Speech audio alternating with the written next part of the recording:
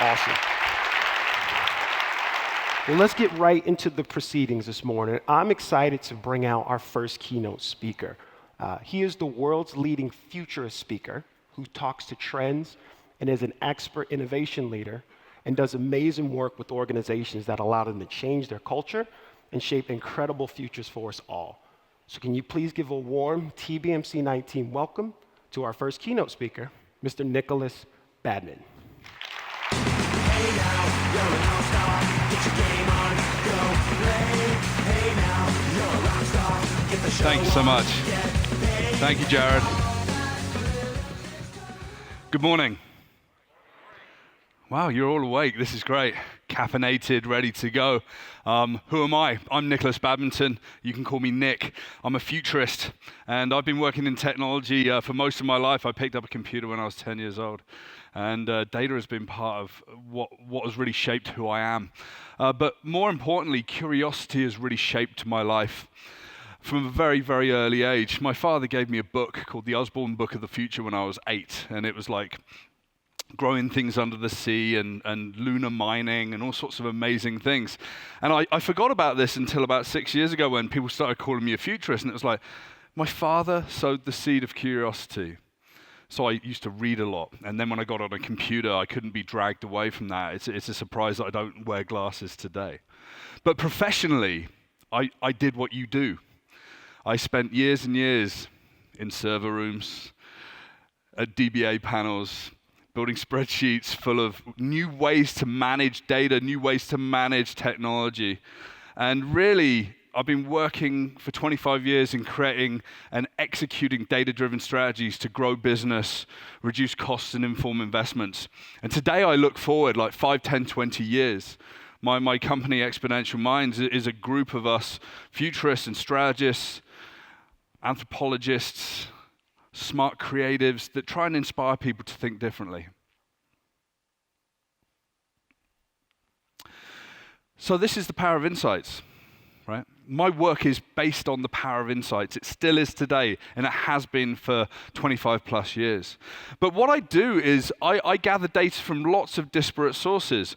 I put together things that I call signals of change. It's the things that we see happening today that signal a new way forward in the next 5, 10, 20 years. And sometimes those signals come from analysis and data. Sometimes it comes from research reports. Sometimes it comes from interviews that I do with people that work in laboratories, with authors of science fiction, and also people that try and work out the shape of the world in the next 20 to 50 years. And the one thing that I realize is that insight absolutely and fundamentally drives our world forward. No business is exclusive to that. The jobs that you all do are essential for every modern business and for government and for life as a whole.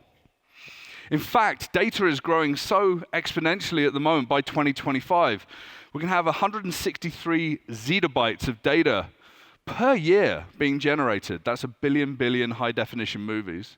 It's so much data that we're only really going to be able to capture and use about 0.5% of that. But that 0.5% is going to unlock a huge amount of value. But for me and my job, it has to come back to who we are. We're human. And I look back as much as I look forward, and really I want to ground us in some history to start things off. It started with storytelling, sitting around a campfire 6,000 years ago in these new settlements. The narratives transferred the knowledge of who we were, what we learned, medicines, inventions, building things, fixing things. It's our history and our knowledge, and it was passed down from generation to generation. And really, humanity's progression has been defined by great thinkers. The truth has been shown to us by data all the way through thousands of years. And it's not always been easily or readily accepted. The first person that I want to talk about, and I always go back to about the 12th century, 1206 to be precise. This guy called Al-Jazari, he was known as the Dreamer. He wrote a book called The Book of Knowledge of Ingenious Mechanical Devices. 100 machines that inspired and created wonder in people about what a clock could look like, what a water transference device could look like, what a robot could look like. In the 12th century, we often forget that the Arabian Muslim scholars came up with incredible things years and years ago, hundreds of years ago. He viewed the world through data. He applied it in new ways. He broke ground. There are very few copies of his book left. I think the youngest copy of his book that's in existence is about 500 years old. That's amazing to me. That actually encoding that data in pages and passing that down through the generations has enabled people to learn his story all the way through and apply, some of his lessons. And the next person I like to refer to is Galileo. He was a man that was dealing in science in the face of disbelief. Einstein called him the father of modern science. And really, he applied science and technology, he collected data, he looked to the stars, and he tried to really see how the world truly is. And he got into a huge amount of problems with this. He was looking at the principle of relativity, velocity, free fall, gravity, inertia. Things that are pretty normal today when we think about physics and we think about how our world works. Well, he came up with heliocentrism, right? The idea that we're actually spherical on this planet. And the Roman Inquisition threw him in jail for the remainder of his life. Because they said, yeah, but if you look far out, the stars don't seem to be moving like this. We don't believe you. We don't believe your data. He spent his life under house arrest for a belief. Eventually he was forgiven. Eventually we saw people like Stephen Hawking really giving him the dues that he deserves. But how many times have you been at work and you've presented data to someone and they're like, I just don't believe it, and they walk away? How many? How many people, right? Look again. Okay, 2 days later, several $1,000s spent on resources. Here we go. It's the same answer. I don't believe it still. I'm just going to do it. You get it, right? But the rigor is coming from people like us. It's coming from software platforms. It's coming from the data itself. It's coming from the wisdom that we push out into the world, from the experience that we have. And really, some of this data that we present just isn't good sometimes, and we have to fix it. We have to go back. We have to be honest about that. And it reminded me when I was down in Washington, D.C. about 6 weeks ago. I went to the Air and Space Museum, and I saw the Wright Flyer, a model of the Wright Flyer that flew on December the 17th, 1903 for the first time. Changed everything. How many people flew here to Vegas, right? Pretty much everyone in the room. Well, what's interesting about the Wright brothers is that they were data pioneers. And when I was there, I was thinking, I need to tell this story. They were taking all these theories and this data about how you can take a heavier than air aircraft, a wing, off the ground. And everyone that had gone before them was wrong. And the amount of crashes that they had, numbered into the dozens, into the hundreds. Until they went home and they built a homemade wind tunnel. It was quite small, but they collected enough data and they built enough prototypes to work out how they could fly.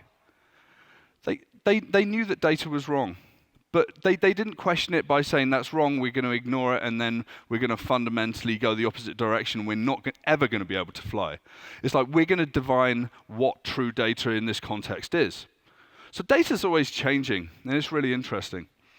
And obviously earlier on we saw a lot around space and data and computing, and people of great talent have taken us into space. And 50 years ago they took us to the moon, right? So Collins and Aldrin and Armstrong, they headed for the moon. And what's really interesting about this is that a great friend of mine got inspired by NASA and the work they did by the moon landings. And on the right-hand side here, we've got a website. And this is apolloinrealtime.org. And he actually called this no narrative storytelling. He did this as a hobby. So he was at home, he collected all this data, he built it for Apollo 17. And after about 6 years, he got a phone call, and it was from NASA. And they said, we really love your website. Can you tell us about it? He said, it's no narrative storytelling. I take all the data that I can get about a moon mission and I present it in a way that lets you look for what you want to find. The idea of show don't tell was transferred through this website. What's really interesting about this as well is that it truly empowered the audience to tell their own story as part of the bigger story based on real data. 11,000 hours of audio was encoded for the new version for Apollo 11. And when they actually released that to the world, they crashed all the servers, and people watched it from end to end, the entire mission as it played out before, but really discovering lots of different parts of the story in the data. That universe of data to them was infinite in a way. They could tell multiple stories. It was fascinating. And if you empower the audience and you give them credit to empower that sort of curiosity, then I think we can find great things in business today. And that's led us to where we are today. We're moving faster than we ever done before. We've gone through industrial revolutions where energy, transportation, communications, innovations have pushed us forward in the last 250 years. Our mastery of data over that 250 years has created trillion-dollar companies today. It's absolutely amazing. And today, the fourth industrial revolution is cyber-connected systems. The internet, connecting everything, sensors, cameras, self-driving cars in the future, devices. We live in an incredible world that's accelerating faster every single day, and we can look to what we see around us, the signals of change, to show us how that life is changing and how culturally we're being shaped and how our culture is also shaping the technology. And I think that there's four things that I'm super excited about, and I talk about dozens of things in the period of a year to tens of thousands of people, but the four things that I think are really exciting me today and will cause a huge growth in data and provide great tools for what you need to do. The first one's mobile. By next year, there's going to be 6 billion smartphones in the world. What's fascinating about that stat is that that's more people with access to mobile communications than access to clean running water. What's more important in life? You can start a business, you can call in a favor, you can transfer money. Revolutions in places like Africa, right? They were doing mobile banking 16 years ago in Kenya, right? We're still struggling a little bit today, right? And then the second thing is a new mobile reality. Augmented reality, the idea that we can wear glasses on our faces. And all the big companies are spending billions of dollars researching this and working out how to make this work. Data delivered by the terabyte in context, so you can really create an overlay to the world. Some people are calling it the Mirrorverse, right? It's this alternate universe where we're actually a part of it, very different from virtual reality, which is a completely separate world. Augmented reality, where we see the data, it's delivered to our eyes immediately when we need it the most, and we're still working that out. It's very difficult to work out how far we go with this. Too much data, and it'll be rendered useless. Just enough data, and it will power the next 1,000 years of progress. And then we've heard nothing but thousands of articles and conference presentations and futurists running around promising the future delivered by artificial intelligence. In 1993, I sat down an old Macintosh and I programmed a single layer neural network to try and work out whether grammar truly existed or not. I was that kind of precocious student, right? And I said, well, maybe it doesn't. It just didn't work very well. And I was like, maybe grammar doesn't exist because it only works 60% of the time, and that's not particularly good with AI. But like today, some 25, 26 years later, we're now in a world where artificial intelligence is going to be in every single device in the world. It's going to fundamentally change things as exponentially as electricity changes things.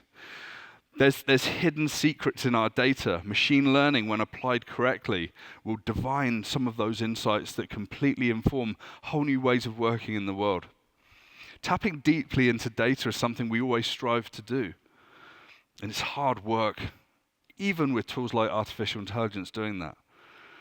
But then there's also quantum computing as well. I mean, Google just the other week said, we've just hit quantum supremacy. We solved a hugely difficult problem, and in 200 seconds, it would take a traditional computer 10,000 years.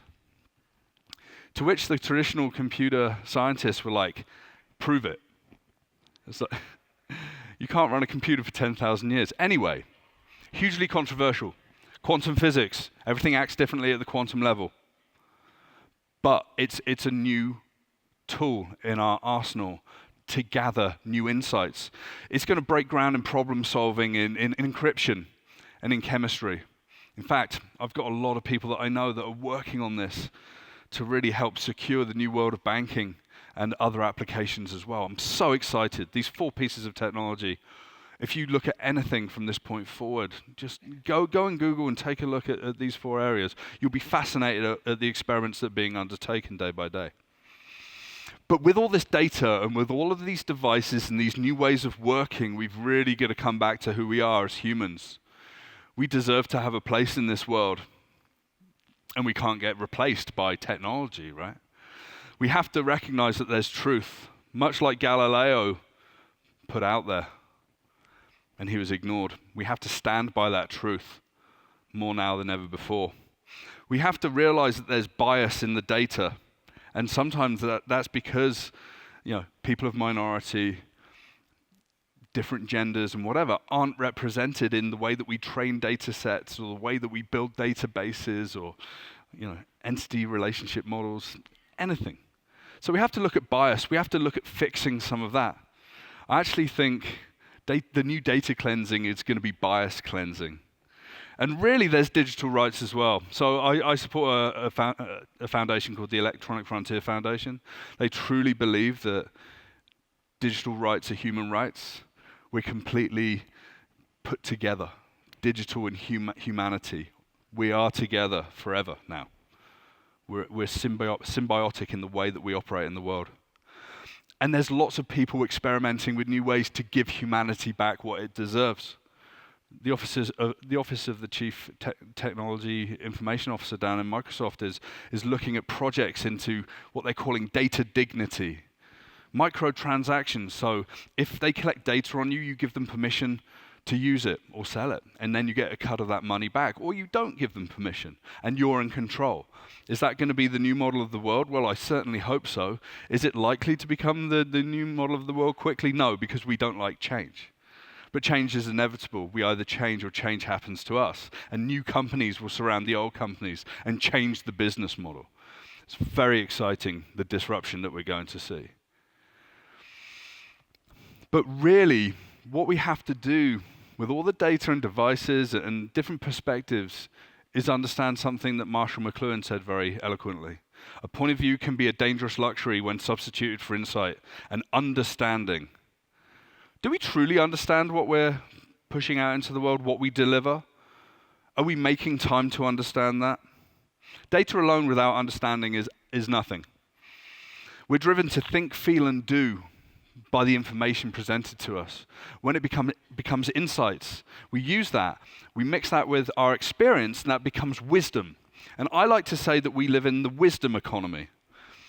And when you see things like artificial intelligence come in, they're like, well, that's going to replace all these jobs and whatever.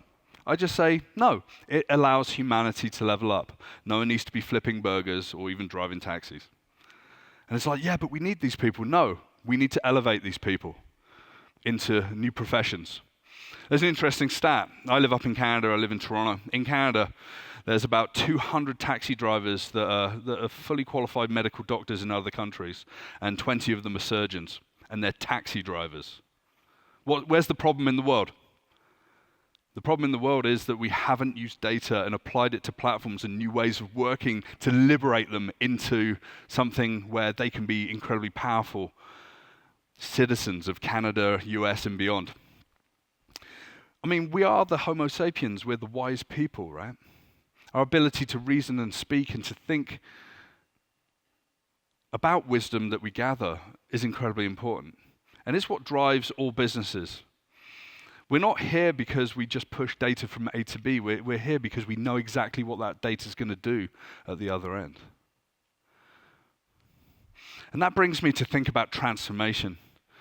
Now, I've run dozens of transformation projects, hundreds of millions of dollars, saving money, making money, empowering executives, confusing a lot of executives as well. And in the work, we have to transform our businesses, and in turn, we transform the world. I think we often forget that we're all world leaders. I say that I train world leaders to have impact. We're all world leaders. It doesn't just have to be the people in charge of countries. We're the people that have the power to make a change every single day. But how fast are we moving? Now, there's a guy called Roy Amara. He's a futurist, an amazing thinker. He applied foresight principles and started to help companies look forward. He helped found the Institute for the Future down in California. And he came up with Amara's law.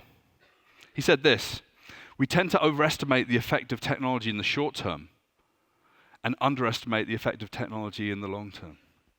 So when I was talking about the four things, and I'm super excited, there's probably a bunch of people in the room going, it's not going to happen that quickly. But 30 years ago, we said that about mobile phones. And we're saying it today about self-driving cars, and we're saying it today about AI. We think that we're overestimating everything, and then suddenly, 10, 15 years' time, it's going to be here faster than we've ever seen it before.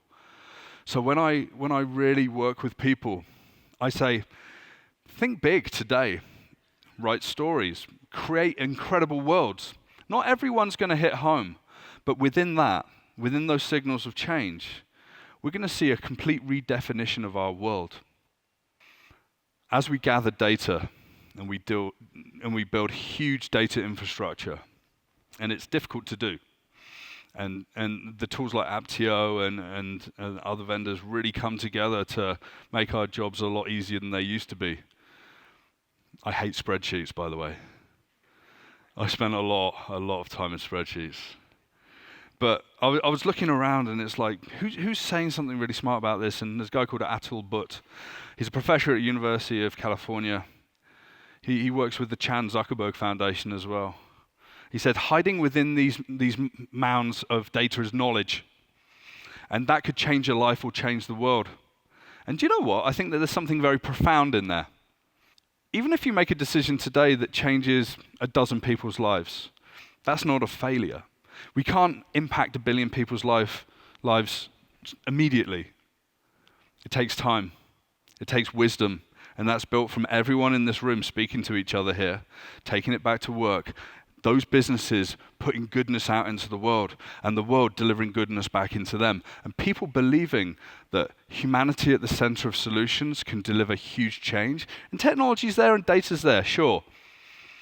And we're the people to help it deliver. And really, when I started to think about this keynote, I was thinking the power of insights, what does that truly mean? We've really come back to our true calling. Our true calling is to create insights, to be curious. And together we can do anything with that. And I think over the next 2 days, bear that in mind. Because you might make friends with some people, build some relationships, have some arguments that change how you think about the world. And how you deliver that idea of that change is the thing that's going to change everything. And part of that's going to be at work, and part of that's going to be at home. And mostly it's going to be because you're a human and you're out in the world. And I thank you for doing what you do. The future is now. Sounds a bit cliche, because that's already in the past. It gets really heavy being a futurist, by the way. I've got a friend who's a professor of time. Don't ever chat to a professor of time. It gets really, really tough. But the future is now, the future is tomorrow, and the future is in 5 years and 10 years. Look for the signals of change. But really look within yourselves and think about the impact that you can make and how you can take that out into the world. Thank you very much. Hey now, you're an all-star. Get your game on, go play.